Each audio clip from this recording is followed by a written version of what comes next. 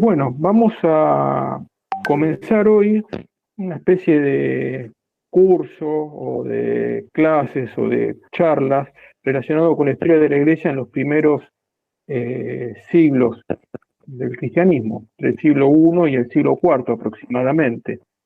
Eh, el tema de hoy, de acuerdo a cómo diagramé las clases, es la Iglesia en el siglo I. Ustedes pueden ver ahí en esta primera diapositiva que yo les presento, algo muy sintético, ¿no? Que trato de resaltar en una imagen el misterio de Pentecostés, que es comúnmente lo que se suele decir cuando nace la iglesia, y la relación de Cristo con la iglesia, o sea, son inseparables. Y justamente en los escritos del primer siglo, en los escritos paulinos, aparece estas dos figuras para caracterizar a la iglesia. Jesús como cabeza del cuerpo místico, la relación entre Jesús y la iglesia como la cabeza con el cuerpo, y el vínculo conyugal, ya que viene ya del Antiguo Testamento. Yahvé es el esposo fiel de Israel, y en el Nuevo Testamento Jesús es el esposo de la iglesia esposa. Bien, esta primera charla yo la voy a dividir en tres partes. O sea, voy a hablar de la iglesia, es el tema central, la iglesia en el siglo I. Voy a presentar a la iglesia. Ahora, tengo que mostrar el marco histórico en el que se desarrolló la vida de la iglesia. Entonces voy a tener que hacer referencia a la realidad histórica de ese momento, que es el Imperio Romano. Una presentación también del Imperio Romano, voy a hacer una historia del imperio, evidentemente. Y relacionado con estos dos temas, va a aparecer el tema de, tocado así en forma indirecta, del judaísmo, ¿no? Porque la iglesia es como esa rama que se va formando del árbol del judaísmo, de la fe del Antiguo Testamento, ¿no? Que es el que fue preparando la llegada de Cristo y la acción de la iglesia. Entonces, iglesia, con su vínculo con el Antiguo Testamento, el imperio, y en ese encuentro entre la iglesia, el judaísmo y el imperio, el hecho tal vez más importante es el choque que hubo y las persecuciones que sufrió la iglesia en ese primer siglo y en los siglos siguientes, ¿no? Para culminar justamente con el último libro del Nuevo Testamento, ya a finales del siglo I, que es el Apocalipsis, que lo podemos entender justamente en este contexto de persecuciones que se daban. Bien. ¿Hasta ahí se me va escuchando bien? ¿Sí? Sí, profesor, Perfecto. perfecto. Antes de que continúe, porque no me lo van a perdonar, podemos hacer un pequeño Ave María como introducción Sí, y empezando y encomendando no solamente la clase, sino el curso. Eh, Buenísimo. ¿Quiere guiarlo usted o lo guío? bueno, Dios te salve María, llena eres de gracia, el Señor es contigo, bendita tú eres entre todas las mujeres y bendito es el fruto de tu vientre Jesús. Santa María, Madre de Dios, ruega por nosotros pecadores, ahora y en la hora de nuestra muerte. Amén. Gloria al Padre y al Hijo y al Espíritu Santo, como era en el principio, ahora y siempre, por los siglos de los siglos. Amén. Bien, para poder empezar ya a entrar de lleno en el tema de la iglesia, ¿no? Dije que iba a hablar de iglesia, imperio y terminar con el tema de las persecuciones. Elegí un texto de quien fuera el Papa Benedicto XVI, en una catequesis del año 2007 sobre San Pablo. Ya voy a hablar de la figura de San Pablo crucial en este primer siglo, ¿no? Pero en ese año, 2007, preparando lo que iba a ser el año paulino que él estableció, de junio del 2008, creo, a junio del 2009, tiene textos muy hermosos, pero bueno, yo quería compartirles este. Lo voy a ir leyendo pausado y después vamos a ir comentando. A Jesús se llega normalmente para acogerlo o rechazarlo por mediación de la comunidad creyente. Esto es tan cierto que hasta las noticias sobre Jesús que nos llegan de los antiguos autores paganos, como Suetonio, Tácito, Plinio el Joven, no son fruto de un interés directo por la persona de Jesús, sino que provienen del contacto con el grupo de los que creían en él. Es, pues, la vida de la Iglesia la que suscita el interés, o al menos el interrogante, sobre Jesús. O sea, a Jesús se llega pasando normalmente por la Iglesia. En cierto sentido, esto se comprobó también en San Pablo, que encontró a la Iglesia antes de encontrar a Jesús. Pero este contacto, en su caso, fue contraproducente. No provocó su adhesión, sino una violenta repulsión. Para Pablo, la adhesión a la Iglesia fue propiciada por una intervención directa de Cristo, que revelándose en el camino a Damasco, se identificó Jesús con la Iglesia y le hizo comprender que perseguir a la Iglesia era perseguirlo a él. Entonces, ahí, en este texto del Papa Benedicto, vemos esta relación que yo hice mención al comienzo y que en esta primera diapositiva la tengo señalada, de la relación de Jesús-Iglesia. Jesús esposo, Iglesia esposa, Jesús cabeza, Iglesia cuerpo místico, esta unidad indisoluble. Esta Iglesia, esta comunidad de creyentes, es la que ha experimentado un hecho fundamental que ha transformado la historia, que ha marcado un antes y un después, y que a estos hombres y mujeres de esta comunidad primitiva los ha transformado también, los ha sacudido. ¿Cuál es este hecho? Es el misterio pascual. O sea, nosotros no podemos entender la primera comunidad cristiana, los primeros escritos cristianos, las vivencias de aquellos hombres y mujeres, si no comprendemos el tema del misterio pascual. El misterio pascual que incluye la pasión, muerte y resurrección de Jesús, y ese misterio pascual que nosotros celebramos todos los años durante el tiempo pascual, sabemos que culmina en Pentecostés. Es toda una unidad, ¿no? Entonces eso es lo que vivió aquella iglesia primitiva. De la muerte de Jesús nos hablan los evangelistas, nos cuenta San Juan que de su corazón abierto brotó agua y sangre. Justamente el agua y la sangre son signos, el agua del bautismo, la sangre de la Eucaristía. Y la resurrección es signo de una vida nueva. Y Jesús resucitado nos cuenta los evangelistas, San Juan, que se aparece el domingo de Pascua y sopla sobre los apóstoles dándoles poder de perdonar los pecados. O sea, estamos viendo ya los fundamentos de nuestra fe, los sacramentos de la Iglesia. También sabemos, nos relata San Juan, que Jesús resucitado se aparece a orillas del mar de Tiberíades y especialmente se dirige a Pedro, cuando le dice: Pedro, ¿me amas? Apacienta a mis ovejas. Por lo tanto, la figura de Pedro va a ser fundamental en este primer momento de la historia de la Iglesia. Lo vamos a ver en hechos cruciales, reunido con los demás apóstoles y con María el día de Pentecostés, dando el primer anuncio después de Pentecostés y decidiendo quién iba a ser el reemplazante de Judas.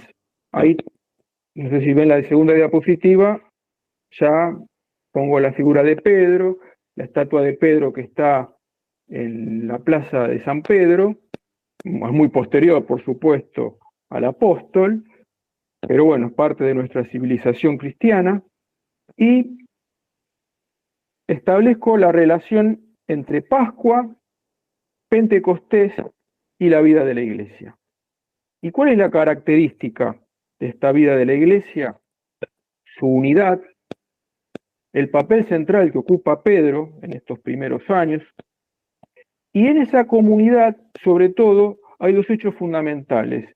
se comunica la palabra, el anuncio de Cristo muerto y resucitado, porque aquella primera comunidad no tenía un mensaje muy complejo, era muy simple lo que enseñaba. Jesús murió y resucitó, y nosotros estamos llamados a resucitar con él. Y aparte de comunicar ese anuncio, se celebraba eso. ¿Cuándo celebramos el misterio de la muerte y resurrección de Jesús? En cada misa, lo que llamaban en aquella iglesia primitiva la fracción del pan.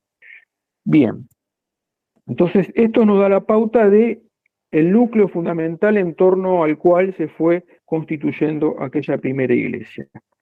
Yo extraje unos números del Catecismo de la Iglesia Católica, 687 y 688, que nos van a ayudar a entender un poquito esto, que nos van a ilustrar, iluminar, y se los voy a ir compartiendo, lo voy a ir leyendo, les pido paciencia, lo vamos a comentar brevemente.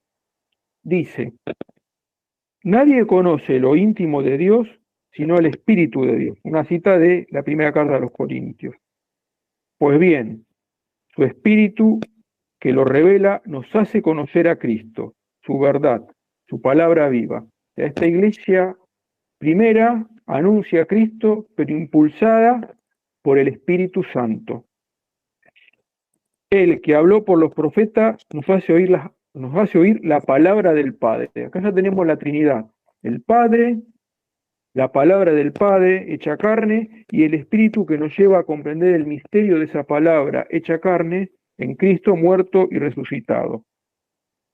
La Iglesia, sigue el texto, comunión viviente en la fe de los apóstoles, en la fe de los apóstoles que ella transmite, es el lugar de nuestro conocimiento del Espíritu Santo. ¿Y cómo nos habla el Espíritu Santo? Pues nos dice, en la tradición de la cual los padres de la Iglesia son testigos siempre actuales, en el magisterio de la Iglesia al que él asiste. O sea, ese anuncio de Cristo muerto y resucitado, que primero fue oral, luego se puso por escrito. Y nos viene la revelación que anuncia la Iglesia, ¿no? La revelación escrita y la revelación oral en la tradición. Esa tradición y esa revelación oral y escrita, confirmada, explicada, desarrollada luego por el magisterio de la Iglesia.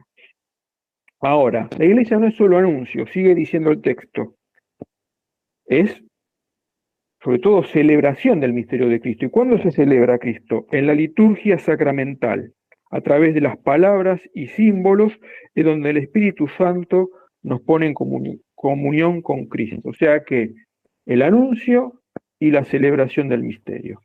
Y por supuesto, esta vivencia del misterio de Cristo nos lleva a la oración, y en la Iglesia se manifiestan carismas y ministerios, dice el texto.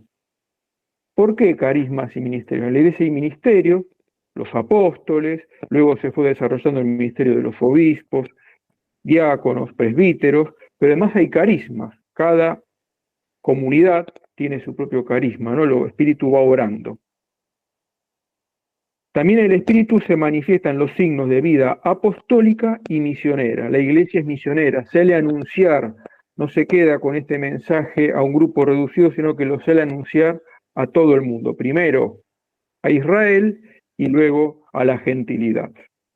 Y por supuesto, esta Iglesia se expresa a través del testimonio de los santos, donde se puede ver la santidad de Dios. Hasta aquí el texto. Cuando habla de santos, no puedo dejar de pensar en la primera, en la más santa, en aquella primera comunidad, dicen los Hechos de los Apóstoles, que estaba junto a los apóstoles María. Dice justamente el libro de los Hechos, todos ellos perseveraban en la oración con María, con un mismo espíritu, en compañía de algunas mujeres. Todos ellos perseveraban en la oración con un mismo espíritu, en compañía de algunas mujeres y de María, la Madre de Jesús.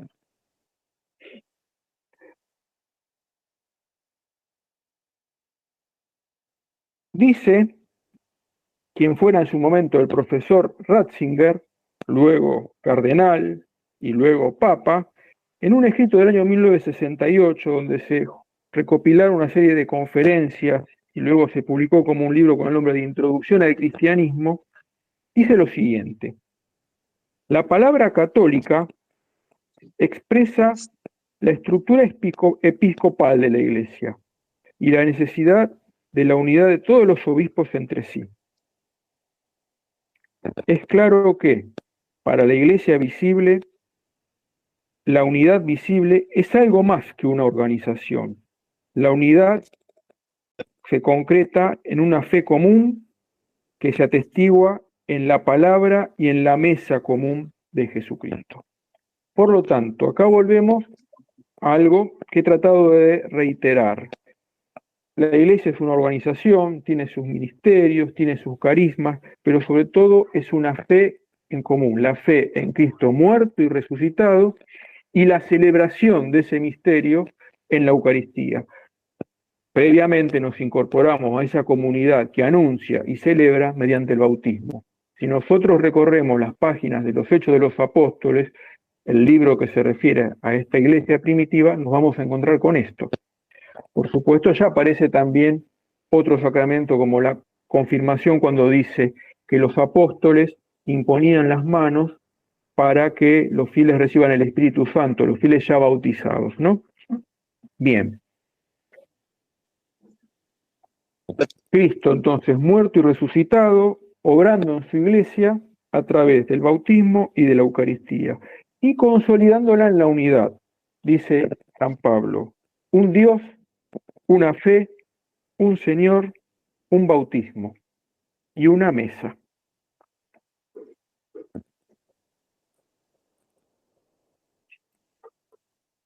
Bien.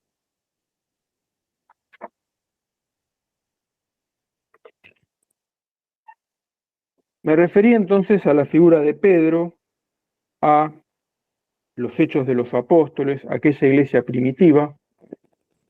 Puse esta imagen de San Pedro en la plaza de San Pedro en Roma, pero no podemos olvidar que hay una figura clave, central, en esta primera iglesia, que es la figura de San Pablo. Fíjense lo que señaló en la diapositiva. Aparte de usar estas imágenes de los apóstoles, del arte cristiano, hay una expresión con la cual se lo ha conocido a San Pablo por el papel fundamental que ocupó en la historia de la iglesia primitiva, como el primero después del único. O sea, el único es Jesucristo. La iglesia es de Jesucristo. La iglesia es Jesucristo, continuado en el tiempo. Sin embargo, para muchos, sobre todo, esto lo encontramos en gente que no tiene fe, dice que la iglesia fue un invento de San Pablo. Bueno, ahí se confunden, ¿no? En realidad no es un invento de San Pablo, lo que pasa es que San Pablo jugó un papel fundamental en la conformación de aquella primera iglesia. San Pablo, el primero, entonces, por el papel importantísimo que jugó, pero después del único con mayúsculas, que es Jesús, porque la iglesia es de él y es él. Una característica fundamental de San Pablo, su conversión y posterior apostolado. Habían hecho referencia, al iniciar esta charla, a un texto del Papa Benedicto, donde dice, bueno, que San Pablo lo primero que hizo es encontrarse con la comunidad, con la iglesia, y lo primero que sintió fue un rechazo. San Pablo era un judío fariseo, formado en la escuela de Gamaliel, un hombre celosísimo de la ley del Antiguo Testamento, creía fervientemente en esa ley dada por Yahvé al pueblo elegido. Era un hombre de la diáspora judía, o sea, no había nacido en Tierra Santa, sino en Tarso, lo que sería lo que llamaban en aquel momento el Asia Menor, la actual Turquía, y era un ciudadano romano, tenía varias características. Y cuando se encuentra con esta comunidad que pone tanto hincapié en la figura de Jesús, siente un profundo rechazo, porque para él la justificación del hombre viene por la ley, como judío celoso, como fariseo celoso. Y por eso es que participa de la persecución inicial, está presente en el martirio de San Esteban, el primer mártir, el protomártir, cuando San Esteban es lapidado. Dicen, era una costumbre que los que apedreaban a la persona dejaban sus vestimentas a los pies de alguno que hacía como de testigo de ese hecho, y las ropas fueron puestas a los pies de San Pablo, de Saulo, del joven Saulo, que aprobaba esa muerte. Pero San Esteban rezaba por los que lo apedreaban, y parece que la oración fue escuchada. Y es así como de perseguidor, San Pablo, Saulo, se va a convertir en perseguido, de Saulo en Pablo, y luego en San Pablo, y mártir, y en apóstol. No estuvo entre los 12, pero él fue apóstol y reivindicó su título de apóstol.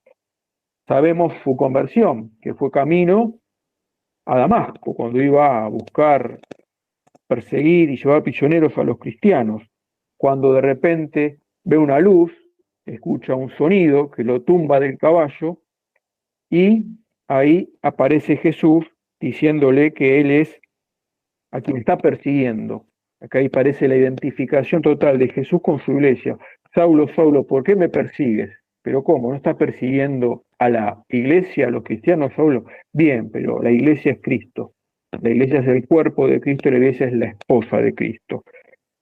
En los Hechos de los Apóstoles aparecen dos relatos de este acontecimiento. Uno en forma de narrativa. Lucas, el autor de los Hechos, nos narra cómo San Pablo fue volteado del caballo por aquella luz y aquella voz, y otro, en una prédica, San Pablo cuenta el mismo hecho. En uno de los relatos se dice algo que parece contradictorio con respecto al segundo. Por ejemplo, en un relato se dice que los que acompañaban a Saulo vieron la luz, pero no escucharon no escucharon las palabras. Y el otro relato dice la inversa, que escucharon, pero no vieron. ¿Y cómo es esto? ¿Cómo podemos hacer que estos dos relatos aparentemente contradictorios concuerden? Es simple. Aquellos hombres vieron y escucharon sin ver ni escuchar. El que realmente entendió lo que veía y entendió lo que escuchaba era Saulo. Y entonces Saulo, ¿qué es lo que va a hacer? Siguiendo el mandato de Jesús que se le manifiesta, va a marchar a la ciudad y ahí va a ser recibido por un discípulo, Ananías, quien lo va a bautizar. Y luego del bautismo se le van a caer unas escamas de los ojos, porque se dice en el relato que San Pablo, después de eso, quedó como ciego de aquel fulgor, de aquel resplandor, ¿no? Y de algún modo este relato nos está diciendo cómo él era ciego y ahora ve. La fe le permite ver, y la fe lo va a abrir a una realidad fundamental que va a ser lo que él va a jugarse en toda su vida, lo que lo va a marcar en toda su vida, lo que va a tratar de enseñar toda su vida. ¿Qué es? Que la justificación no nos viene, como creía él, por la antigua ley, sino que la justificación nos viene por la fe en ese misterio del que estuvimos hablando hasta recién, del misterio pascual, Jesús muerto y resucitado. La fe en Jesús muerto y resucitado es lo que él va a predicar con celo infatigable a partir de ahora. ¿Cómo lo va a predicar? Con su vida, con su palabra, con sus escritos, con su testimonio y finalmente con su muerte.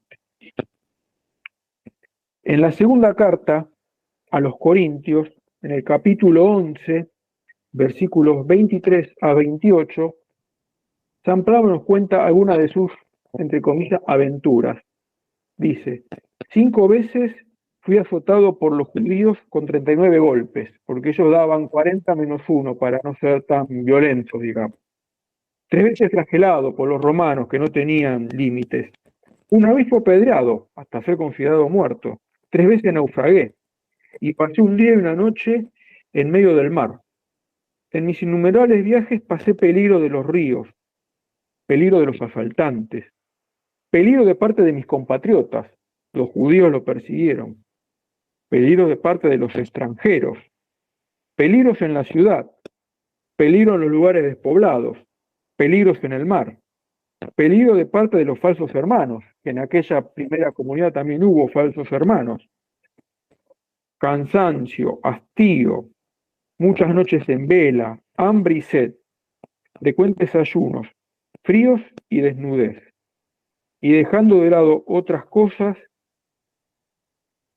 la preocupación cotidiana, ¿por qué? Por el cuidado todo de la iglesia. O sea, fue una vida dedicada a proclamar a Jesucristo muerto y resucitado. ¿Cómo lo proclamó? Con la palabra, con la acción, con su vida y con sus escritos. Ahora me voy a referir un poquito a los escritos. Antes de pasar al tema de los escritos, ahí dice en la diapositiva, la justificación viene de la fe en el misterio pascual de Cristo y no de la ley, el centro de sus mensajes. Si nosotros analizamos las cartas de San Pablo, vamos a encontrar esta idea en forma reiterada. ¿Por qué? Por el peligro de los judaizantes que hubo en ese primer siglo. Muchos pretendían que los que se convertían del paganismo tomaran y adoptaran la ley judía. Y San Pablo dice, no, ya estamos en otro testamento, no lo dice así con estas palabras, pero lo que quiere decir, ya estamos bajo la ley de la fe en Cristo muerto y resucitado. Y esto lo comunicó con su acción, con su palabra y también con sus escritos. Siempre es mucho más importante, por supuesto, la palabra oral para el que escucha, porque comunica la vida, es una palabra viva, que transmite un sentimiento, que transmite un ardor. La palabra escrita a veces le falta eso, pero la ventaja que tiene la palabra escrita es que perdura en el tiempo y nos ha llegado hasta nosotros, y podemos escuchar de algún modo el eco de las palabras del apóstol, de aquel celo del apóstol en esos escritos. Bien, entonces, con esto pasamos a otra diapositiva, que es que en esa primera comunidad aparecen los primeros escritos, ¿no? La comunidad primero se fundó en la palabra oral, por supuesto, en la palabra que se comunicó, que comunicó el anuncio de Cristo muerto y resucitado. Justamente, como dice ahí esta placa, con la venida del Hijo y el don del Espíritu, la revelación ya se ha cumplido plenamente, dice el catecismo, ¿no? Se ha cumplido plenamente esta revelación. Esta revelación fue anunciada por los apóstoles, por Pablo, en forma oral. En forma oral se iba transmitiendo las palabras, las enseñanzas de Cristo, el misterio de Cristo. Y ese anuncio original de la palabra tiene un nombre, es el querigma. O sea que, primeramente, originalmente, la comunicación de la palabra fue en forma oral, no fue escrito. Por eso nuestra diferencia, por ejemplo, con los protestantes que toman la palabra escrita como el centro, cuando sabemos que la primera iglesia fue sobre todo una comunicación oral. Luego, para poder transmitir mejor estas verdades, comienzan a circular los textos escritos. Acá puse una foto de uno de los manuscritos, unos papiros más antiguos encontrados de los textos del Nuevo Testamento. Y así se va confeccionando en esa iglesia primitiva unos textos escritos. Tenemos entonces el mensaje oral, y a partir del mensaje oral surgen los textos escritos del Nuevo Testamento. ¿Cuáles?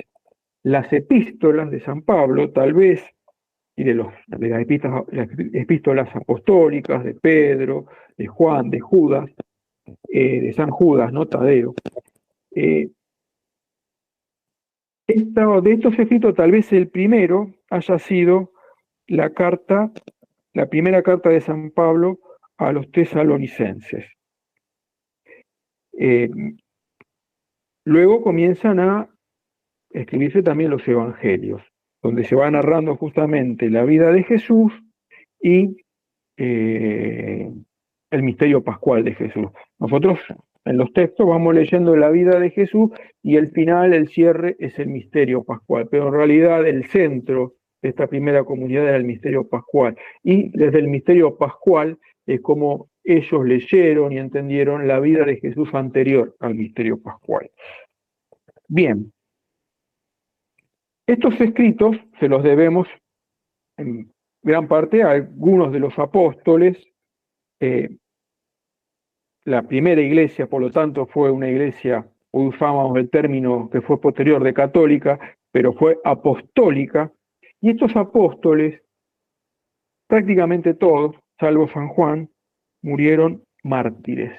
Entonces acá nos encontramos con otra realidad de esta iglesia primitiva, que la fe en Cristo, el ardor en el misterio de Cristo, este convencimiento del misterio de Cristo, lo llevó a dar testimonio de su fe con su propia vida. Recuerdo alguna vez haber leído un escrito hace muchos años del padre Castellani, donde hacía una crítica de autores racionalistas del siglo XIX que explicaban la vida de Jesús a partir de criterios racionalistas y negando los milagros, negando la divinidad, la muerte, la resurrección. Y el padre Castellani decía, en lugar de creer en estas cosas salidas de las cabezas de estos autores modernos, prefiero quedarme con la cabeza de los apóstoles que justamente por dar testimonio de su fe perdieron la cabeza, ¿no? Y en el caso de San Pablo la perdió explícitamente, ¿no? Justamente por ser ciudadano romano, tuvo el privilegio, entre comillas, cuando fue condenado, de ser decapitado, cosa que San Pedro no tuvo, ¿no? Sabemos cómo murió San Pedro, crucificado, cabeza abajo. Por lo tanto, ya no estamos adentrando en el tema de que esta primera iglesia fue una iglesia de mártires, fue una iglesia perseguida. ¿Quiénes fueron los que persiguieron a esta iglesia? Bueno, la primera persecución se produjo en el seno del mundo judío, ¿no? Habíamos hablado de San Esteban, hubo toda una persecución del Sanedrín. ¿Por qué? Justamente porque, ya lo vimos también en San Pablo cuando era Saulo, este mensaje, este misterio de Cristo muerto y resucitado, de la palabra hecha carne, no podía ser comprendida por muchos de aquellos judíos. No podían comprender que la culminación del Antiguo Testamento, todos los escritos, era Jesús muerto y resucitado. Justamente cuando Jesús se aparece a los apóstoles resucitados, una de las cosas que hace es hacerles entender cómo las escrituras hablaban de él, ¿no? Bien, pero además fueron perseguidos por un imperio donde reinaba el paganismo, el politeísmo, donde el poder del Estado romano era adorado, ¿no? Todo tenía carácter sagrado en aquellos tiempos paganos, veían divinidades en todos los ámbitos de la vida, de la naturaleza, de la creación, y por supuesto, como se decía, en la estructura del poder político, y no podían tolerar una comunidad que reconociera otro poder, otro Dios, otra autoridad. Bien, y por eso aquella primera iglesia produjo mártires, como señaló un autor posterior, que ya me voy a referir en otra charla, Tertuliano, decía que la sangre de los mártires era semilla de cristianos. De esa sangre de mártires iba a surgir nuevos cristianos. Esa sangre fecundaba la tierra para que la tierra diera nuevos cristianos. En lugar de extinguir a la iglesia esa persecución, le dio vitalidad, le dio fuerza. Y aquella iglesia era una iglesia que contaba con almas doctas, como San Pablo, más adelante con vírgenes consagradas, almas que se inmolaban en sus cruces, mártires y cristianos, como podemos ser nosotros que llevamos nuestra vida ordinaria tratando de vivir conforme a la gracia, conforme a la fe que hemos recibido. En medio de ese mundo que les tocó a ellos, como a nosotros nos toca también en medio de nuestro mundo vivir. Y bueno, ¿cuál era ese mundo? Era el mundo de un imperio que había alcanzado su máxima unidad justamente en este siglo I, el Imperio Romano, Ahí pueden ver que el Imperio Romano abarcaba las tierras que rodeaban al mar Mediterráneo, unificaba todo el mundo mediterráneo estaba unido por medio del mar, lugar de navegación, de intercambio, de un gran intercambio, no solo comercial, sino también cultural. Era un mundo que estaba agitado, buscando novedades, había un gran despertar religioso donde las religiones del Oriente empezaban a jugar un papel muy importante porque había inquietudes nuevas, los viejos cultos paganos no satisfacían ya a aquellas gentes y buscaban nuevas respuestas religiosas. Y es en ese mundo que logra su unidad política en este siglo I, con Augusto, el primer emperador romano, que justamente la iglesia se va a difundir. Muchos autores antiguos señalan que esto es un hecho providencial, ¿no? Que cultura, que esa civilización greco-romana, para que recibiera la iglesia, va a ser el fundamento. Hay muchísimos elementos de aquella cultura, de aquella civilización, que luego, cuando se conviertan, van a ser aprovechados por la iglesia, van a ser purificados y van a ser parte de nuestra identidad, de nuestras raíces, de nuestra cultura, ¿no? Va a ser la gracia que va a transformar muchos elementos rescatables y muy buenos de aquella comunidad.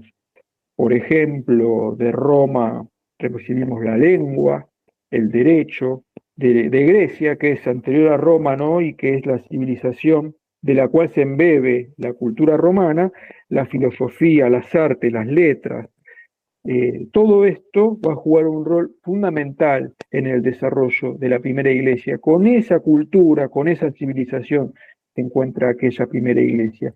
Y en medio de esa cultura y de esa civilización se celebra el misterio de Cristo. Y puso una ilustración muy antigua, muy antigua, donde muestra a los primeros cristianos reunidos en torno a la mesa, en torno a la misa, en torno al misterio pascual de Cristo, ¿no? Para referirme a este tema del Imperio Romano, tengo aquí dos obras. Yo había comentado cuando me consultaban sobre la charla, iba a citar algunas obras. Por ejemplo, tengo esta colección, todavía algunos la conozcan, del padre Alfredo Sáenz, La nave y las tempestades, donde va narrando la historia de la iglesia en distintos momentos y las peripecias que tiene que pasar la iglesia, las tempestades que tiene que atravesar. Y bueno, el primer tomo está dedicado a la iglesia en el siglo I. Al final cita bibliografía, donde ahí el que tiene el libro o lo consigue es muy accesible, se menciona cuáles son los manuales de historia de la iglesia más importantes que hay, ¿no? Por ejemplo, cita autores como Gedín, Manual de la Historia de la Iglesia, manual muy importante, o Llorca, García Villolada, dos autores jesuitas, que también tienen una historia de la Iglesia en varios tomos, estas dos obras. Bueno, cita otros, ¿no? Pero estas tal vez sean las dos más importantes. Y Alfredo Sáenz tiene un capítulo que se refiere a este tiempo del Imperio Romano. Dice: reinaba por doquier la pax romana. Roma logró poner la paz en sus territorios. Este imperio contaba con grandes ciudades como Alejandría, Esmirna y Éfeso en Oriente, Tesalónica y Corinto en Grecia, Marsella, Arles, Tarragona, Cádiz en el occidente. Gozaba de pujante prosperidad, una magnífica red de caminos, planeada desde el poder central, unía los puntos principales del imperio: Roma, Tarragona, Narbona, Bizancio, Cartago. No hubo emperador que dejase de perfeccionar ese gran emprendimiento. Admirables rutas, elegantes, enlosadas, atravesaban llanuras y montañas. El mar era navegado por naves y la gran protagonista era la ciudad de Roma, que en tiempos de Cristo llevaba ya 800 años de existencia. En los primeros siglos, el imperio tenía cerca de 1 millón de habitantes. La antigua ciudad de construcciones de ladrillo se había convertido para esta época en una metrópoli que suscitaba la admiración de todos. El piso de las casas nobiliarias estaba ornado de artísticos mosaicos, las paredes recubiertas de espejos, pero el lujo de las moradas particulares no era nada en comparación con la suntuosidad y magnificencia de los palacios imperiales. Roma era más que esa Roma era más que esa ciudad que se asienta sobre el Tíber. Roma era el espíritu romano. Bien, esta es la primera Roma, la Roma que funda Occidente, la Roma de los Césares. Luego vendrá la Roma de los pontífices. Ambas se van a unificar más tarde, ¿no? Bien. Y Daniel Rops, otro autor, este es un libro de 800 páginas, casi 800, en esta obra se llama La Iglesia de los Apóstoles y de los Mártires, también se refiere a la vida de Roma, a la vida de la Iglesia en esta Roma primitiva, ¿no? Y explica justamente lo que yo ya les había señalado, ahora para no ser tan reiterado no lo voy a leer, pero justamente cómo aquella comunidad buscaba, tenía necesidad de un nuevo alimento religioso. Entonces, Daniel Rops, La Iglesia de los Apóstoles y de los Mártires, tiene varios textos sobre la historia de la Iglesia. La Iglesia, por ejemplo, de la Edad Media, es la de las cruzadas y las catedrales, distintos tomos, pero este es justamente los apóstoles y los mártires, que es el tema que estamos tratando. Si ustedes se fijan, aparece una figura aquí en esta diapositiva que yo he puesto, que es la figura del emperador Nerón. ¿Por qué aparece Nerón aquí? Justamente porque va a ser el que va a llevar adelante la primera gran persecución contra la Iglesia. La peor de todas de estos primeros siglos no va a ser la de Nerón, sino la de Diocleciano en el siglo III. En realidad, hago un paréntesis, la peor persecución de la Iglesia fue en el siglo XX. Las ideologías del siglo XX fueron las que más mártires cristianos produjeron. Pero bueno, sabemos que los primeros siglos fueron siglos difíciles para la fe de la Iglesia, y el primero es este personaje, este señor Nerón, un personaje siniestro, ¿no? Asesinó a su madre, a su esposa, es una persona realmente como otros personajes de ese tiempo, así de lo peor, de lo más bajo. Y hay un libro, una novela referida de un autor polaco, no sé si lo voy a pronunciar bien, Henryk Sienkiewicz, que trata justamente en forma de novela esta primera persecución, una obra que se llama Quo Vadis, ¿dónde vas? ¿No? ¿Dónde vas, Pedro? Cuenta la historia, esta leyenda, ¿no? Que Pedro se marchaba de Roma y tuvo una aparición en le aparece Cristo en forma misteriosa que le dice: ¿dónde vas, Pedro? Tienes que volver a Roma, si no iré yo a ser crucificado por segunda vez. Entonces, cuando Pedro vuelve a Roma para alentar a aquella comunidad cristiana que estaba siendo perseguida por Nerón, y es cuando sufre el martirio. Y que fue llevado al cine en una película muy linda, muy buena, del año 1951, creo que es, justamente que lleva este título. Alguno tal vez la haya visto, y si no se la recomiendo, Quo Vadis, donde se muestra la vida de aquella primera iglesia en el Imperio Romano. En esta primera persecución, los cristianos tenían su vida en sus comunidades, cada comunidad tenía un obispo, celebraban la cena, ¿no? Ahí por eso aparece esa imagen que yo puse de aquellos cristianos celebrando la Eucaristía, y esto lo pueden encontrar relatado en forma muy sencilla en los dos primeros capítulos de otra obrita de un gran autor cristiano, Hilaire Belloc, tal vez lo conozcan, que se llama Europa y la fe, que muestra en los dos primeros capítulos cómo era la vida de aquella primera comunidad cristiana. Pues bien, este señor Nerón, este emperador Nerón, este déspota, tirano, cruel y sanguinario, sufrió un hecho en su vida, siendo emperador, la ciudad de Roma sufrió un incendio misterioso. Algunos se lo atribuyeron a él. En la película y la historia, la novela parece como que fue provocado por él, probablemente, no en su locura. Él se creía que era un gran músico y se quería inspirar, así como Troya había sido de inspiración, el incendio de Troya, para tantos poemas. Él, bueno, consideró que un incendio podría inspirarlo, según este relato, ¿no?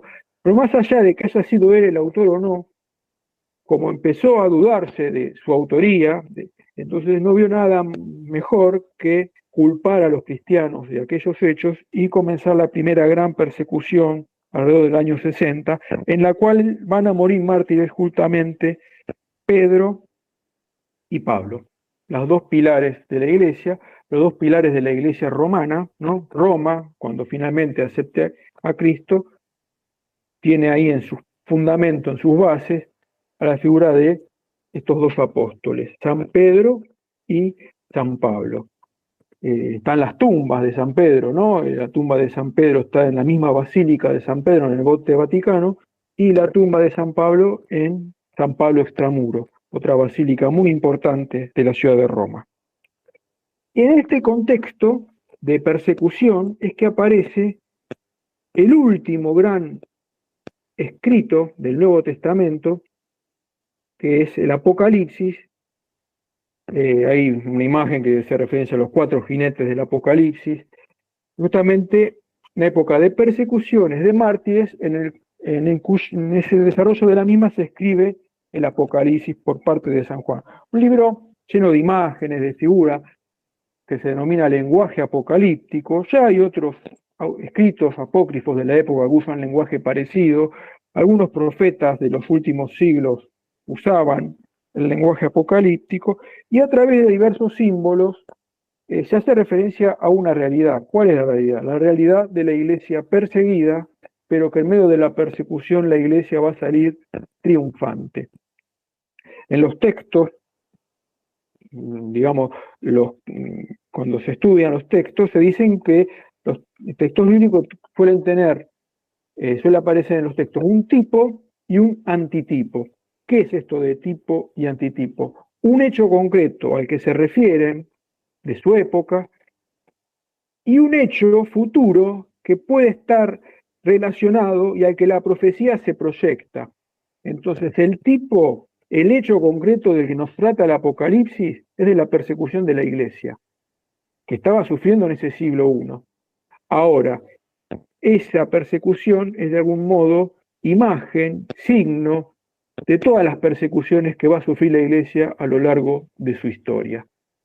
Y, de algún modo, signo o anticipo de la persecución final cuando se cierre la historia. Pero bueno, con el Apocalipsis se cierra el siglo I y con el cierre del siglo I se cierra esta primera clase. Hasta acá lo que yo tenía preparado para compartir con ustedes. Y bueno, ahora quedamos en diálogo, lo que ustedes quieran agregar, lo que quieran comentar. Y si hay alguna duda, si están mis posibilidades, contestarla, la aclaro. Si no están mis posibilidades, que puede ser, me comprometo a investigar aquella duda que surja. Y bueno, hasta aquí es entonces la exposición que tenía preparada. Gracias por el tiempo y disculpen si fui en algún momento un poquito denso, reiterativo. Bueno, muchas gracias, profesor. Muchas gracias. Bueno, ahí si hay alguna pregunta, imagino que alguna habrá ahí, pueden ponerla en el chat o ya si no son muchas, podemos habilitar el micrófono y la pueden hacer. Yo tenía, profe, una pregunta a propósito, una curiosidad. A propósito de este episodio de Quo Vadis, donde al parecer se le aparece nuestro Señor a Pedro, en la dirección contraria ahí, y visitando ahí en la ciudad de Roma, creo que está cerca de la de las catacumbas de San Calixto, si no me equivoco, está como la conmemoración de ese hecho. Ahora la pregunta es porque hay una piedra donde al parecer habrían quedado los pies de nuestro Señor ahí como grabados en el piso, está como en una exposición ahí. Entonces, ¿es un poco leyenda eso o un poco tradición oral o hay algo más serio, digamos, de ese episodio? Yo por lo que sé es tradición oral y bueno, y luego eso se llevó a la novela y al cine. Si alguno vio la película, en la película San Pedro va acompañado de un pequeño, un muchacho cristiano, muy jovencito, y de repente él ve en un árbol una luz muy grande, y en esa luz él se queda mirando, y el que empieza a hablar es el muchacho que lo acompaña, y entonces el muchacho como que queda en trance de algún modo y está hablando las palabras de Jesús. Entonces después San Pedro se da cuenta de que el que le está hablando es Jesús. Bueno, la película lo muestra de ese modo. En Roma hay muchísimas reliquias, muchísimos lugares donde podemos encontrarnos con aquella iglesia primitiva. Bueno, están estas reliquias de algún modo. Ahora, ¿hasta qué punto son totalmente, acá aparentemente entonces Jesús se apareció de pie sobre esta roca, ¿no? ¿Hasta qué punto eso es mito o es historia? Yo tengo un signo de pregunta. Voy a ver si puedo lograr revelar o encontrar alguna respuesta un poco más clara y confiable acerca de esto. Yo por lo que tengo entendido son tradiciones orales, no hay hechos históricos, digamos, porque podamos confirmar explícitamente, pero sí nos está hablando de un espíritu y de una realidad que se vivía, más allá de que el relato haya sido tal cual o la reliquia sea real. Lo que sí es cierto es que San Pedro fortaleció aquella comunidad y que San Pablo estaba ahí y que ambos murieron mártires y que esa iglesia se fundó sobre la sangre de los mártires. Esto es lo que... Perfecto. Perfecto, sí, sobre todo porque en aquellos tiempos debe ser muy difícil, tantos siglos, tener alguna prueba más documental sobre ese hecho puntual. Sobre otras cosas, obviamente que no caben dudas. Sí, Y por antes de ejemplo, darle... Sí, perdón. sí. Antes de darle ahí la palabra a Gabriela, que me parece que iba a hacer una pregunta. Perfecto.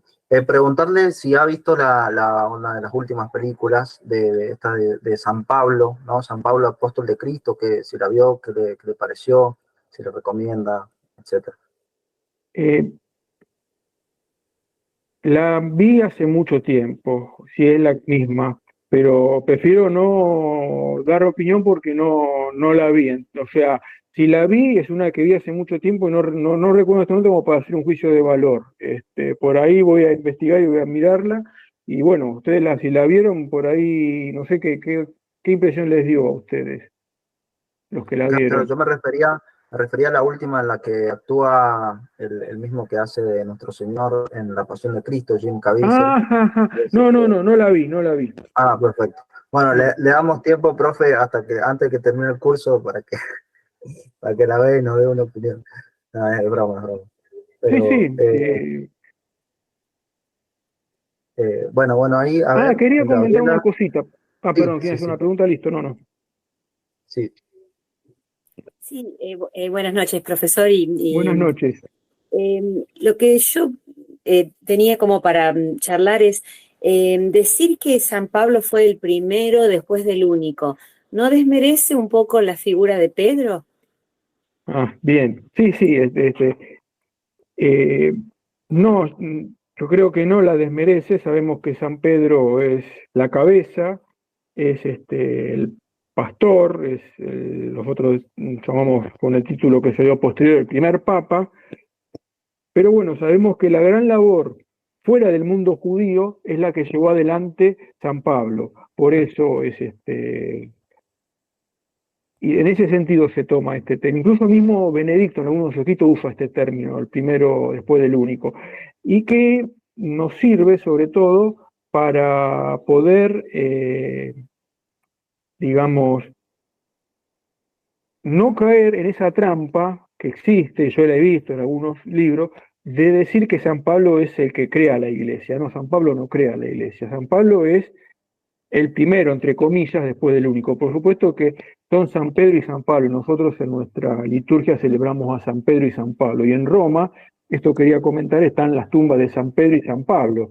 Estas sí son tumbas históricas que se ha comprobado, ¿no? Que bajo de la Basílica de San Pedro se han encontrado los restos del apóstol Pedro, y en la de San Pablo están las reliquias de... Y bueno, ahí están esos signos, ¿no? De nuestra fe, del fundamento de la fe romana, sí, porque esa ciudad de Roma, donde ellos murieron mártires, que persiguió a los cristianos, fue luego la Roma que dio testimonio de Cristo al mundo, ¿no? Sí. Así que yo creo que no.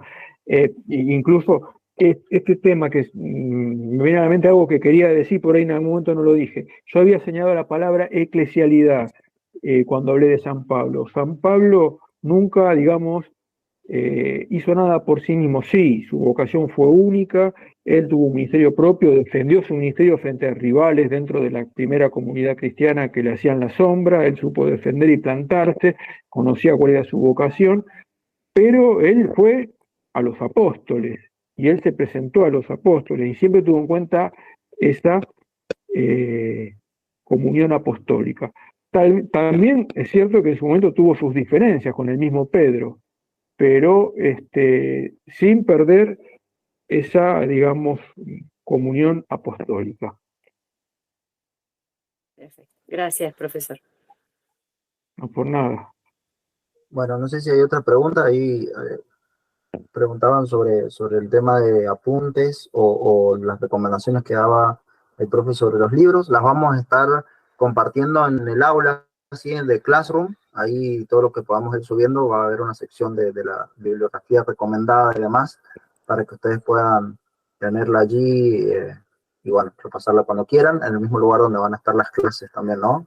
Después cuando tengamos ya la grabación terminada de la mañana seguramente, la vamos a poder subir y la van a poder repasar, y sobre todo para las personas que siempre participan de los cursos de modo asincrónico, no en vivo, que son muchos. Acá somos 37, pero por ahí más de 130 inscritos, sí, entonces bueno, hay muchos que van a ver esta clase después.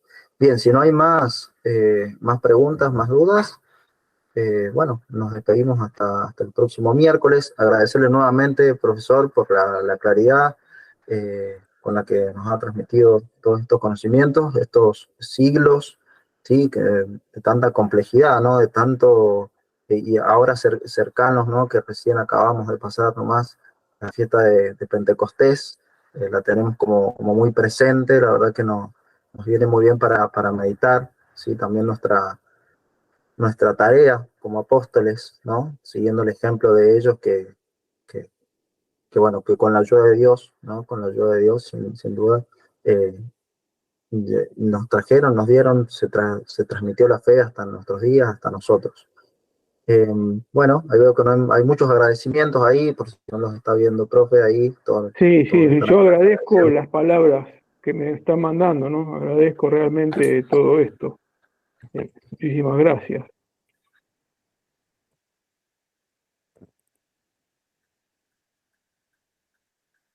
Vamos a hacer entonces una oración para terminar, si les parece. Bueno. Bien. En el nombre del Padre, del Hijo y del Espíritu Santo. Amén. Amén. Dios nuestro, que quisiste hacernos hijos de la luz por la adopción de la gracia, concédenos que no seamos envueltos por las tinieblas del error, sino que permanezcamos siempre atentos en el esplendor de la verdad. Por Cristo nuestro Señor. Amén. Amén. Te salve María, llena eres de gracia, el Señor es contigo. Bendita tú eres entre todas las mujeres, y bendito es el fruto de tu vientre, Jesús. Santa María, Madre de Dios, ruega por nosotros pecadores, ahora y en la hora de nuestra muerte. Amén. María Santísima, Madre de la Iglesia, ruega por nosotros. Santo Tomás de Aquino, ruega por nosotros. En el nombre del Padre, y del Hijo, y del Espíritu Santo. Amén. Bueno, muchísimas gracias nuevamente, profesor. Gracias a todos por conectarse. Bienvenidos nuevamente. Y bueno, nos estamos encontrando el próximo miércoles, 20-30 horas. Unos minutitos antes, si se pueden conectar ahí, como hoy, ¿sí? Así no se pierden de nada. Y bueno, y estén atentos ahí a las novedades que le van a llegar si subimos algún material y demás. Bueno, muchas gracias y buenas noches para todos. Gracias. Buenas noches, gracias. Buenas